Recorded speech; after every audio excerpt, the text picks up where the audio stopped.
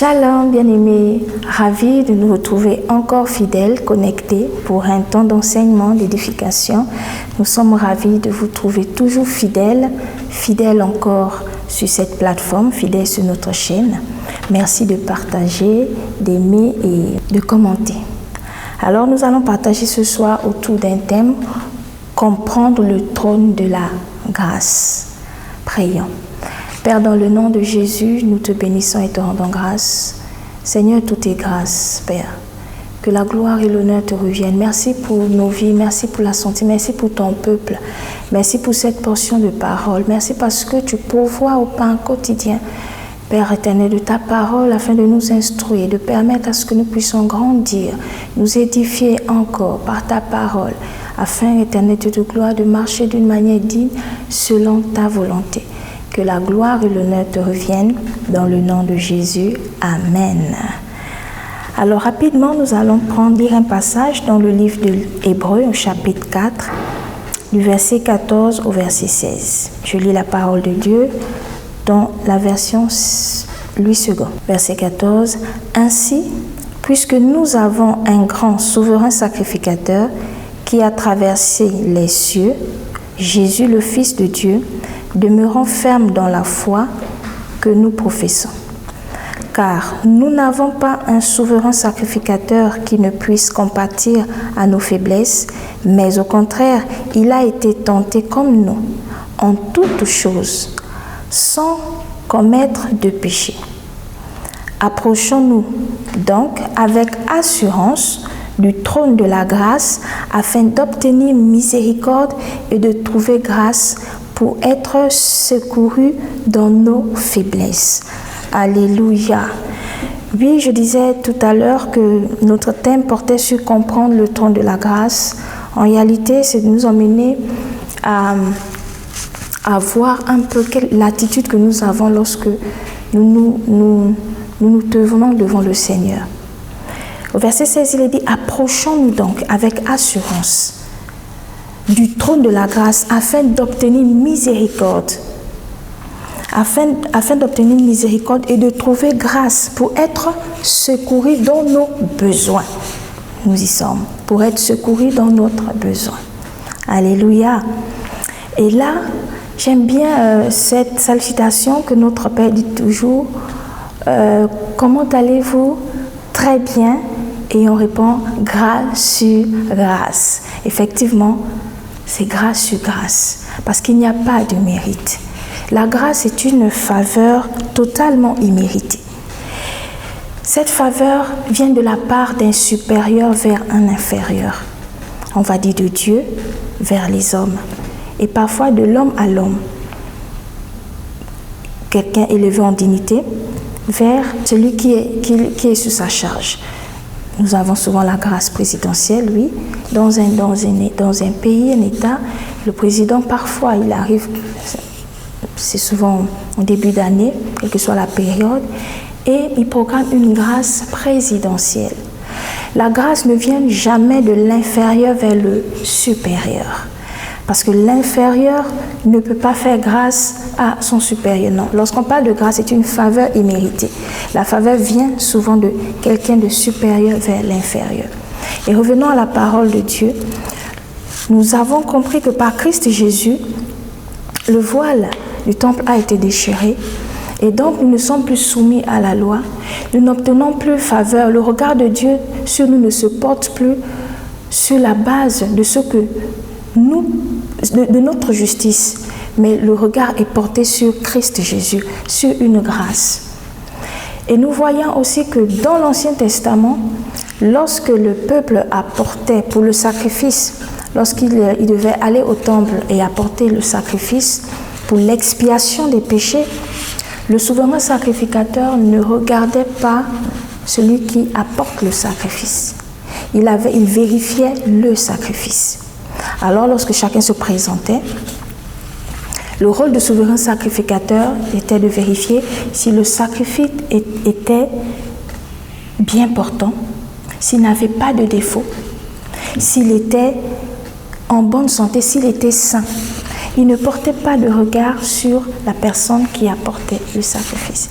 Et lorsque le sacrifice, la brebis, lorsque le sacrifice était jugé digne, était sans faute, pas sans faute, sans tache, était saint, alors le sacrifice était accepté. Et celui qui apportait le sacrifice se voyait déchargé de ses péchés. Lisons la Bible dans nous allons lire une parabole dans le livre de Luc. Luc chapitre 18, de versets 9 à 14. C'est l'histoire de deux personnes qui sont allées au temple pour prier. Il dit encore cette parabole, il s'agit de Christ, de Jésus. Il disait cela à ses disciples. Il dit encore cette parabole en vue de certaines personnes, se persuadant qu'elles étaient justes et ne faisaient aucun cas des autres. 2 hommes montèrent au temple pour prier. L'un était pharisien et l'autre publicain. Le pharisien debout priait ainsi en lui-même. « Ô Dieu, je te rends grâce de ce que je ne suis pas comme le reste des hommes qui sont ravisseurs, injustes, adultères ou même comme ce publicain. » Au verset 12, « Je jeûne 2 fois la semaine. Je donne la dîme de tous mes revenus. Je donne la dîme de tous mes revenus. » Verset 13, « Le publicain se tenait à distance, n'osait même pas lever les yeux au ciel, mais il se frappait la poitrine en disant, « Ô Dieu, sois apaisé envers moi, qui suis un pécheur. » Au verset 14, « Je vous le dis, celui-ci descendit dans sa maison justifié plutôt que l'autre, car quiconque s'élève sera abaissé et celui qui s'abaisse sera élevé. » Alléluia. La lettre nous est donnée cette année. L'année a été déclarée l'année de l'épanouissement total. Et nous sommes vers la fin de l'année. Et il nous arrive souvent, parfois, lorsque nous mentons, nous nous rapprochons du Seigneur, lorsque nous allons dans la prière, et parfois même cela se fait de façon silencieuse, nous sommes parfois amenés à comparer. La Bible est claire, le livre d'Hébreux nous dit que nous devons nous approcher devant le trône de grâce avec assurance. Mais avec assurance, avec quelle attitude? On parle de grâce. La grâce, c'est cette faveur imméritée, nous l'avons dit. Mais celui-là qui bénéficie de la grâce sait qu'il ne méritait pas. C'est une faveur imméritée parce qu'aucun de ces actes qu'il devait poser ne pouvait justifier. Or, l'envoi à la prière du pharisien, il se tient devant la présence de Dieu. Il se tient dans le temple devant la présence de Dieu avec une attitude de juste. Alors, il énumère tout ce qu'il fait. Il énumère tout ce qu'il fait de bien.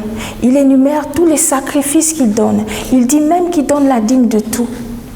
Et pour lui, sa récompense doit être la conséquence de ce qu'il fait.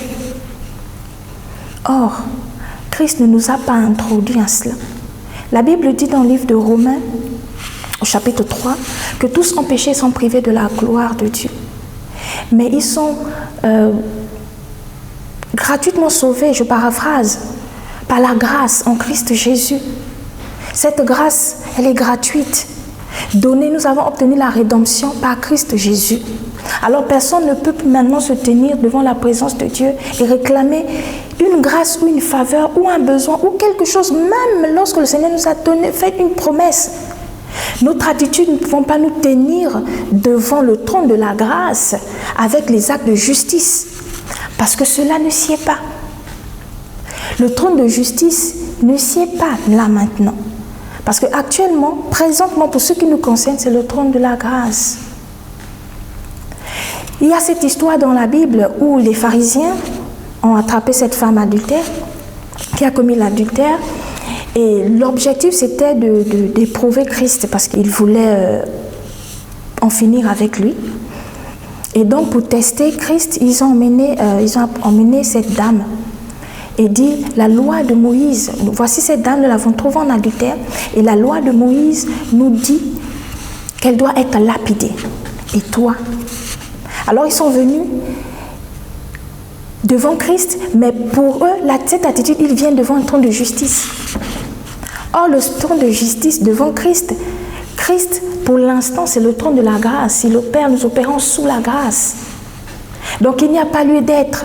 Le trône de justice n'a pas lieu d'être. Mais c'est sans connaître l'amour, l'infini, la profondeur de l'amour de Dieu. Quelle est la grâce qu'il nous accorde? Qui peut mesurer l'amour de Dieu? Alors la réponse de Christ a été juste, parce que lorsque nous nous tenons devant le trône de la grâce, ce trône de la grâce réveille notre conscience, te met en face à ta conscience. Et lorsque tu es face à ta conscience, tu sais que même lorsque tu as fait un acte juste, mais c'est juste par grâce. Parce que le trône de la justice aime les comparaisons. Le pharisien se comparait. Il comparait ses actes par rapport aux publicains, qui étaient pécheurs, qui ne faisaient pas ceci, qui ne jeûnaient pas, qui ne donnaient pas de sacrifices, qui ne s'aimaient pas. Mais lui, il s'est sacrifié. Il nous arrive parfois de dire, Seigneur, moi, je suis ton enfant, je suis, pourquoi je ne mérite pas ça? Et voici tel païen, il a mis la béclère, le Seigneur déverse sa grâce sur tout le monde. Il en est ainsi de la parabole du fils prodigue.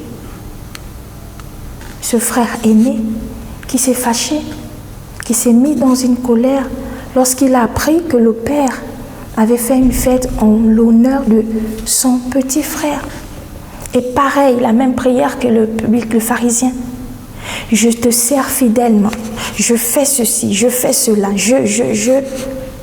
Et pourquoi tu ne m'offres pas une fête? Or le fils, lorsqu'il vient, le jeune, le fils prodigue, lorsqu'il arrive, il s'approche devant le père, il s'approche du père, il revient au père avec assurance, mais devant le trône de la grâce. Il reconnaît. Le trône de la grâce te fait reconnaître que tu es pécheur. Le trône de la grâce te fait reconnaître que quel que soit ce que tu peux faire, quel que soit le niveau de dîme, d'offrande que tu as déjà donné, semé dans la maison de Dieu, tu l'as fait par la grâce de Dieu. Tu l'as fait par la grâce de Dieu. Il n'y a pas de comparaison à faire. Seigneur, c'est moi qui me sacrifie. Dans le service, c'est toujours moi qui suis pompe, c'est toujours moi, Seigneur. Et lorsqu'il faut bénir, pourquoi non? Le trône de la justice nous induit en erreur. Bien-aimés, dans cette année qui est en train de s'achever, et l'épanouissement total qui a été déclaré avec nous, le Seigneur dit, recommande toutes choses à zéro avec nous. Mais ayons la bonne attitude devant le trône de la grâce. Il n'y a pas de mérite. La parole de Dieu est claire. La grâce est une faveur imméritée. Et lorsque tu es face à cette faveur, tu ne peux qu'être que dans l'action de grâce, être reconnaissant au Seigneur.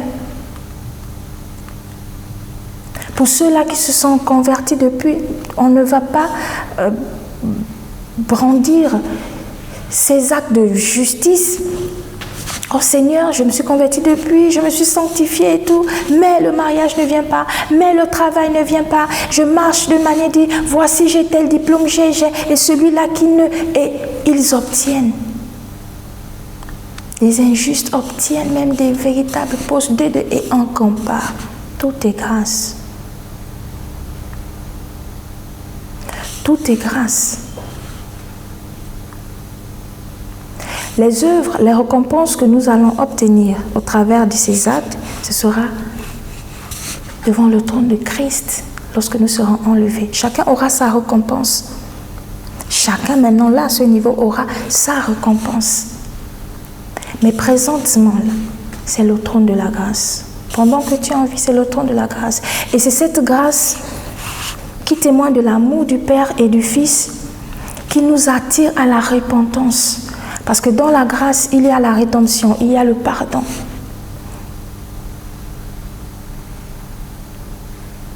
La Bible dit que c'est Dieu qui met en nous le vouloir et le faire.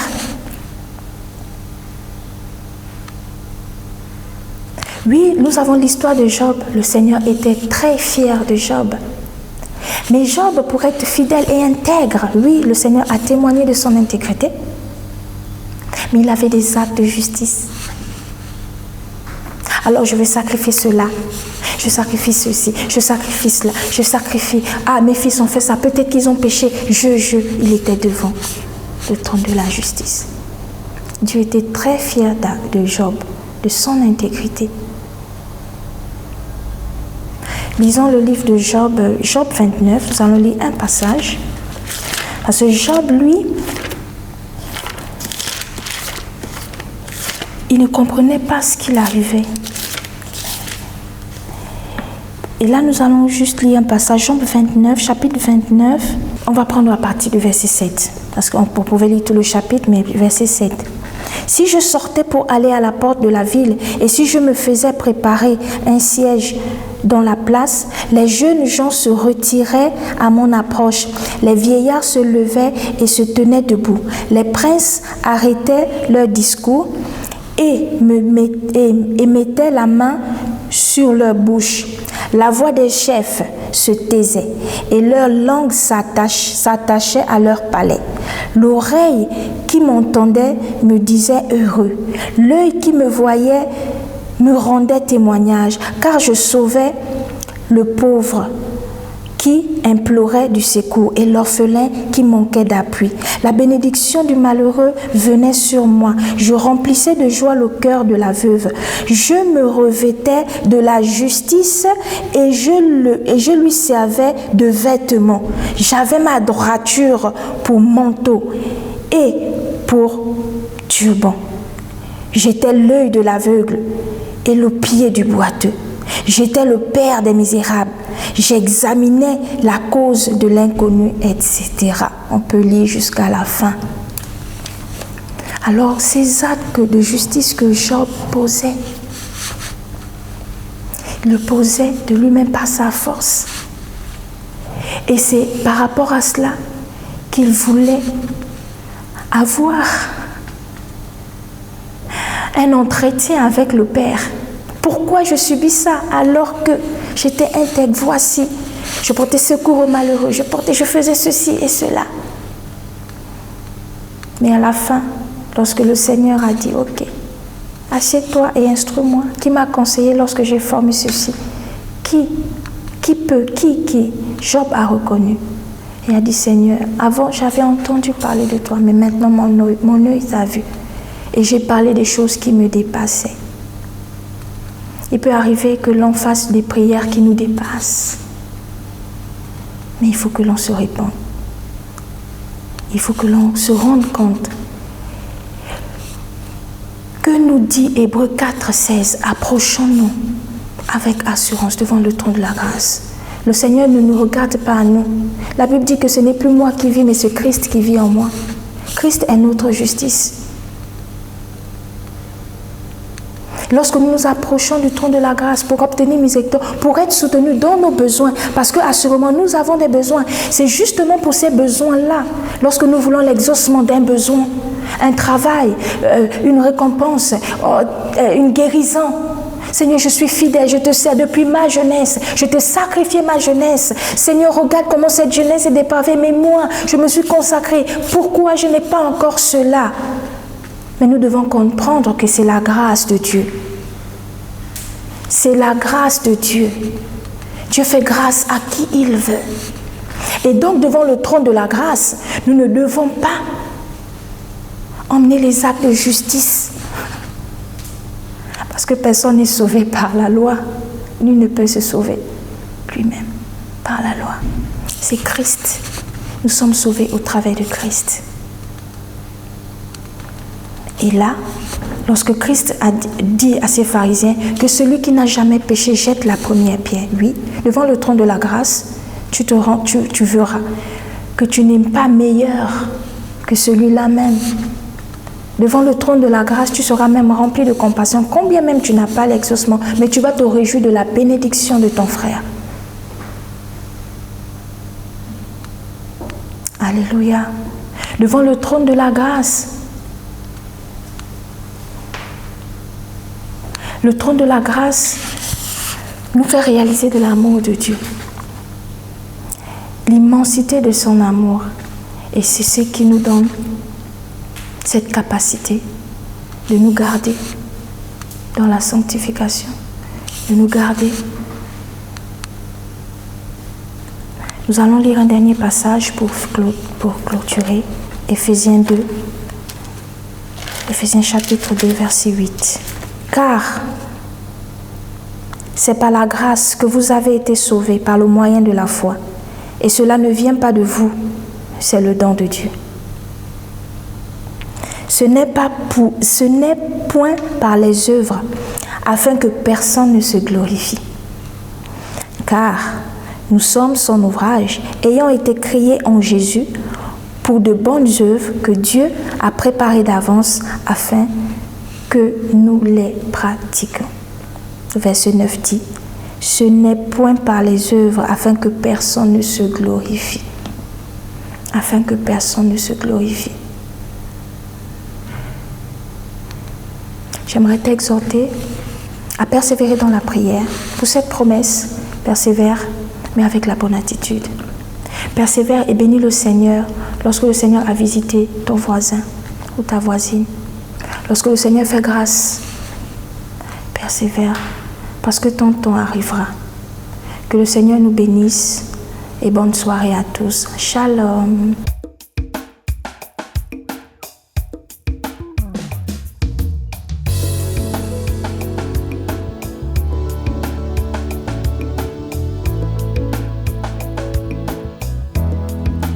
Je suis un flot.